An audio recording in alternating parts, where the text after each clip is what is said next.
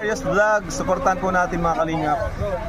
Maraming salamat po, and sa mga mga subscriber po ni Roel of Malalag, sana po supportahan niyo po yung YouTube channel po ni Marius Vlog. Marius Vlog, yan, supportahan natin.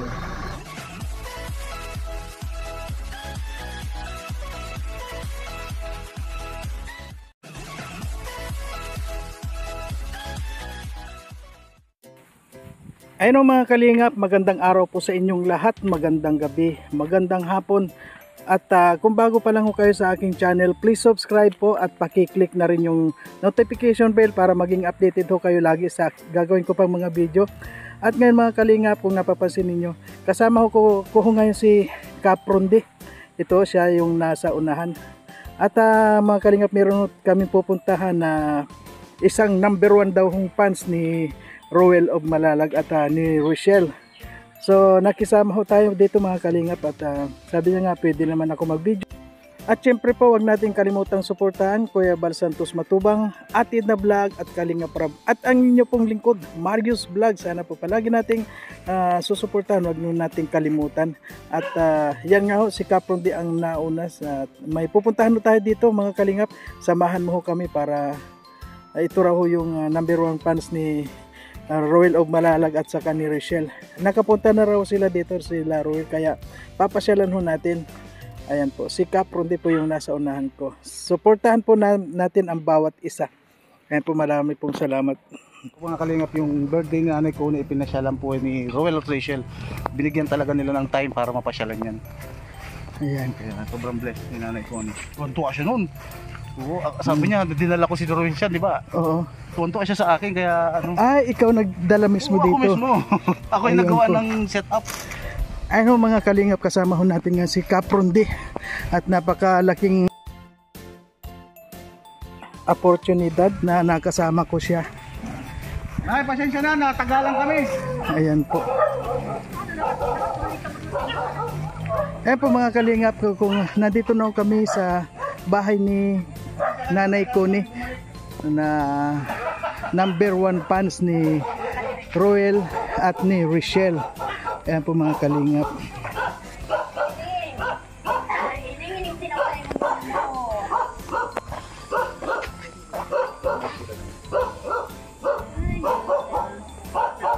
Yan po si Mario Vlog.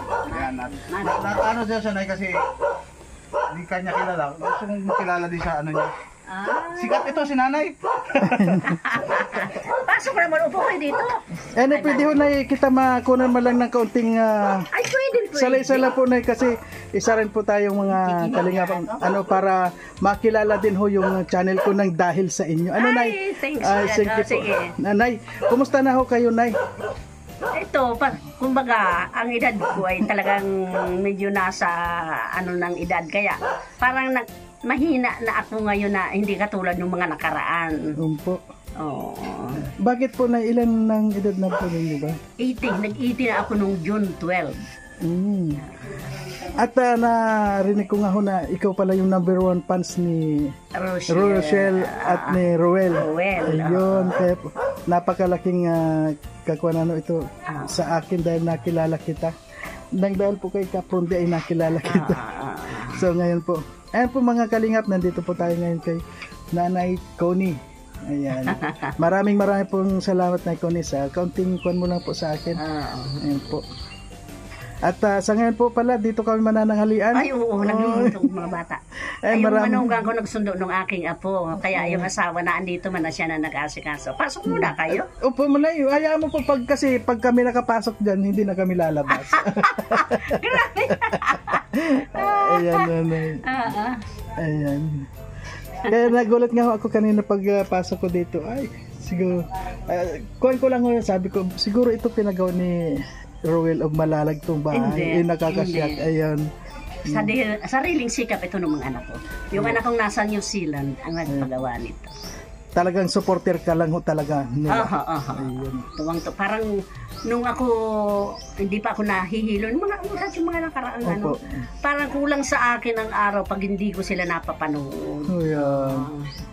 Ay kahit Kalingap, si Rab, tapos si Alvin, saka ito nga na si JR, kadagdag na din sa mga pinanood. Oo. At saka nakakatuwa naman talaga silang panoorin. Ay, oo naman. Ayun. Sabi nga, nakakakilig daw. Opo. Marami ho siyang napapagaling na may mga mild yung mga karamdaman. Oo, nang dahil sa kanila gagaling dahil Natutuwa. Ayun po. Natutuwa sa kanila. tulad nyo, 'di ba? Isang napakalaking bagay para sa iyo yung mapanood sila Oo at naman. lumalakas ka. Ano po? Oo. Talaga. At meron ibang tao dyan na halos panganay pa ako. Pero parang kumbaga mas mahina sila sa akin. Saka parang ang memorya nila ay iba na. Ay ako awa ng Diyos naman ay sabi nga ng mga bata pag kami nagkukwentuhan. Tanungin mo nga ni si mama kung anong taon si kuya, di 10 ang anak ko. Anong taon si kuya pinanganak? Kabisado kong lahat yan. Kabisado kong lahat yan. Ay sabi naman ni Wina, ako mama, dalawa lang ito kung saan nalilimutan ko. Ako hindi.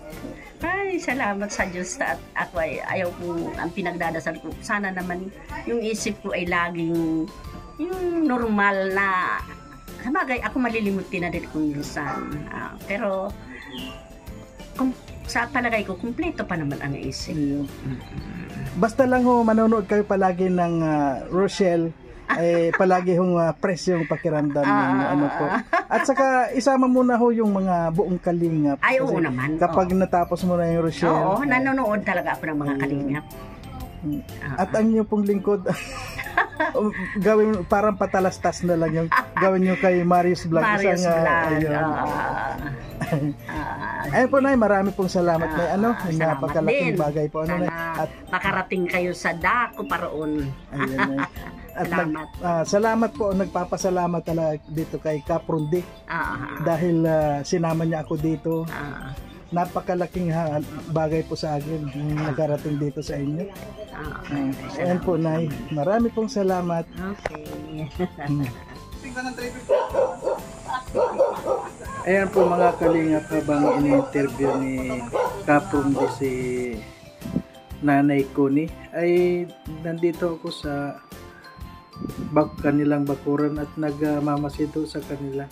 Alam nyo mga kalingap, si Nanay Connie ay napakasayahin niya at hindi nga buo ang kanyang maghapon kapag hindi raw niya napapanood si Roel Malalag at saka si Richelle. Tuwang-tuwa ho siya habang kinikwento niya yung tungkol kay Roel at saka kay Richelle. Talagang kahanga-hanga ho yung pagiging fans niya kay Rochelle. At sa ngayon po ayaw niya kaming paalisin dito at magluluto daw nga sila ng aming pananghalian. Kaya nandito pa rin ho kami habang sila ay nagluluto ng pananghalian. Nandito lang ho kami kasi ayaw niyang muna kaming umalis na hindi pa kumakain. Kaya parang gusto pa rin niya hong makapunta raw sa bahay nila Rochelle kasi namimiss niya na naman yung dalawa. At kapag may naririnig ho siya na buzzer para doon sa dalawa kay Roel of Malalag at saka kay Richelle, ay nagagalit ho siya. Kaya nakikiusap siya na wag naman ibas dahil wala naman daw ginagawang masama yung dalawa. Yun na lang ho ang panalangin niya at palagi niya sinasabi na wag naman daw hong iba si Roel Malalag at saka si Richelle. Yun lang ho ang palagi niya sinasabi. Kasi kung malalaman, kung alam niyo lang ho mga kalingap, si Nanay Connie ho ay 80 years old na at ang tanging nagpapalakas lang sa kanya ay ito nga si Roel of Malalag at saka si Richelle. Ayan, grabe po talaga. Ayun mga kalingap, nandito po tayo sa bahay ni Nanay Connie at napakalaking bagay po yung pinaunlakan niya ho ako na ma-interview ko siya na kaunti na maisalay-sa yung tungkol kay Roel of Malalag at saka kay Richelle. So, nakarating na pati ako sa bahay nila. Ay, siya po? Oo. Ayun. Napakalaking halaga po yung nakapunta ko dito.